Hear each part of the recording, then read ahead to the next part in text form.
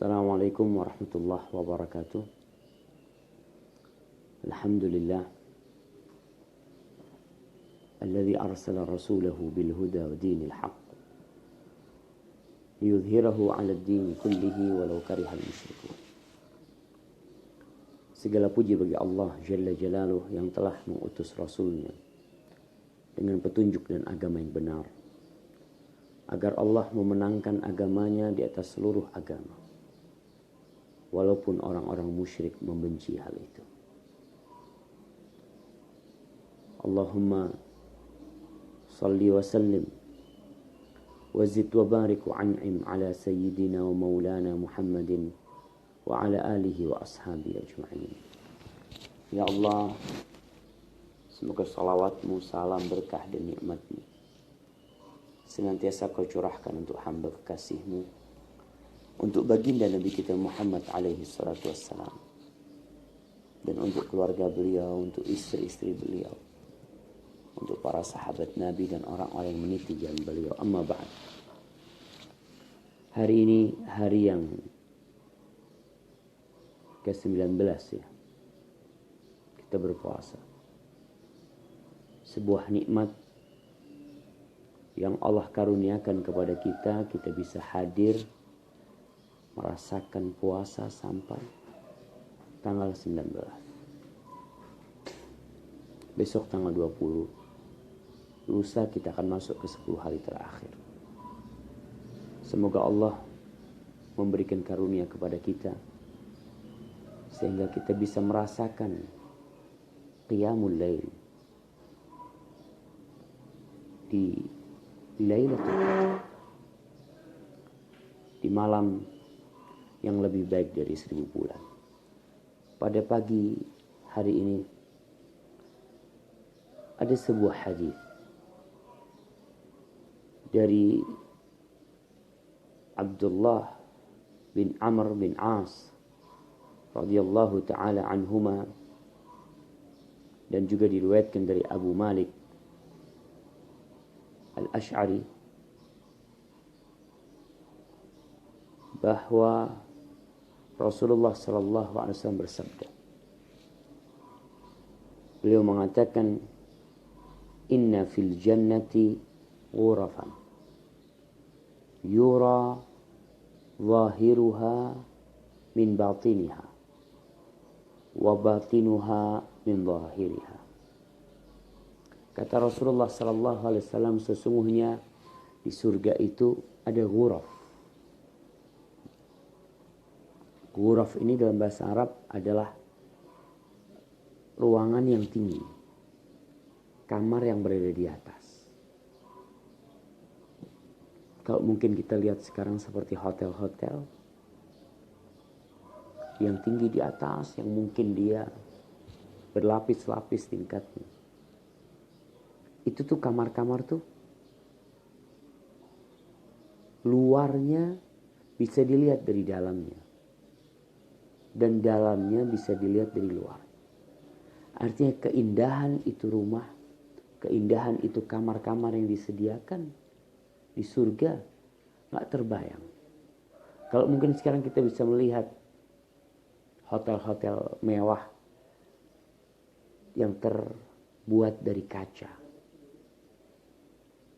sehingga mereka bisa saling melihat yang luar dan dalam. Tapi ini orang yang di dalam bisa melihat indahnya bangunan itu. Sesuatu yang Allah ciptakan mungkin tidak terbetik dalam benak manusia. Maka para sahabat Nabi bertanya. Qala Abu Musa Al-Ash'ari, dia mengatakan, "Liman hiya ya Rasulullah?" Abu Musa bertanya, milik siapa kamar-kamar itu? Ini kalau kita melihat ya, pertanyaan para sahabat itu berkualitas. Pertanyaan itu adalah pertanyaan yang berkaitan dengan amal. Dia bertanya, ini kamar-kamar ini buat siapa? Buat orang yang kayak apa amalannya? Kenapa? Karena muncul generasi tatkala manusia bukan lagi manusia beramal, manusia yang hanya banyak bertanya tapi sedikit beramal. Ada sebagian manusia yang hanya suka memperingati tapi tidak mengamalkan. Abu Musa bertanya, punya siapa tuh kamar-kamar? Maka di sini Rasulullah sallallahu alaihi wasallam bersabda, liman atabal kalam wa at'amat ta'am wa bata qa'iman wan nasu niyam. Kata Rasulullah sallallahu alaihi wasallam, itu kamar Allah ciptakan untuk manusia yang melakukan 3 hal. Beliau menyebutkan 3 hal. Yang pertama, liman atabal kalam. Bagi orang-orang yang ucapannya indah. Ucapannya nyaman. Baik. Subhanallah. Itu kamar di dalam surga. Kriteria pertama yang disebutkan oleh Rasul sallallahu alaihi wasallam adalah orang yang tutur katanya sopan. Baik, indah, tidak menyakiti hati kalau kita bicara mungkin. Tidak kasar, tidak kotor, tidak suka mengumpat. Dan ini nih Allah sebutkan di surat Al-Furqan ya. Kalau kita melihat surat Al-Furqan ayat 63. Allah menyebutkan tentang sifat hamba-hamba Allah yang mendapatkan kamar-kamar. Allah mengatakan wa ibadur rahmanil ladzina yamshuna fil ardi hauna wa idza khatabahumul jahilun qalu salam.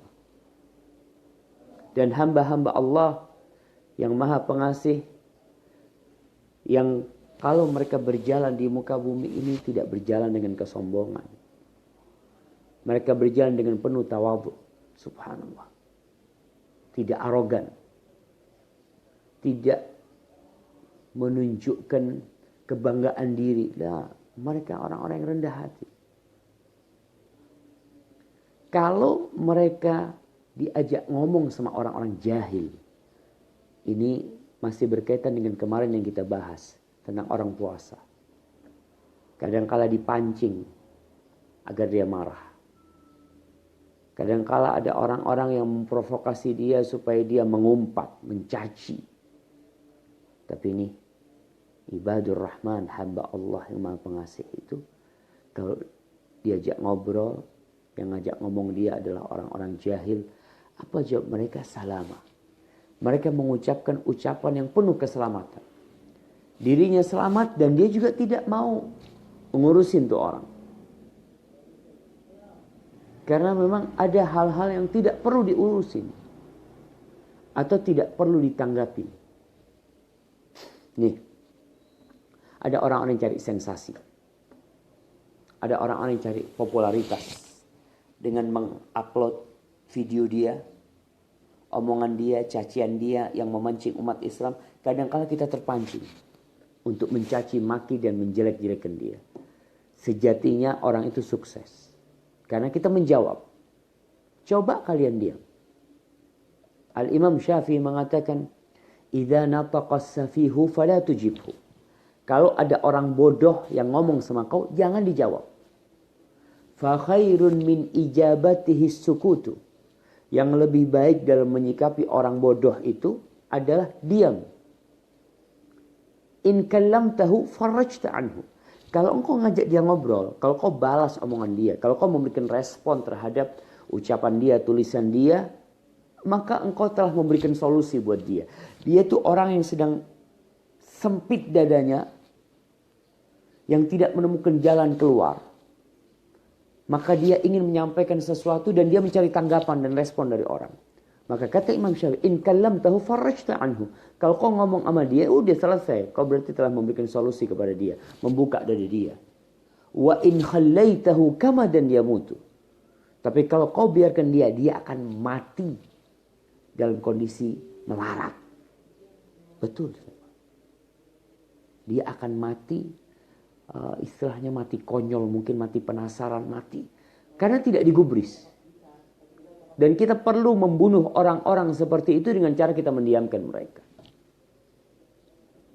Maka di sini Allah menyebutkan sifat ibadur rahman Wa idza khatabahumul jahilun, kalau mereka diajak ngomong sama orang-orang bodoh, qalu salama. Mereka mengucapkan ucapan yang menyelamatkan diri mereka dan tidak mau ngurusin tuh orang. Ini sebuah sikap yang seharusnya kita manfaatkan. Menghadapi apa? Menghadapi orang-orang. Kata Allah al-jahilun, orang-orang bodoh. Nggak perlu kau tanggapin dia. Jadi kita kembali kepada kamar-kamar yang indah di surga yang transparan. Buat siapa? Yang pertama sifat mereka liman atabal kalam. Bagi orang yang ucapannya indah. Wa'at amat ta'am. Dan mereka suka berbagi makanan. Kita bicara tuh kamar harus ada perjuangan dengan kita bersedekah. Memberikan makan kepada orang-orang yang membutuhkan. Bulan Ramadan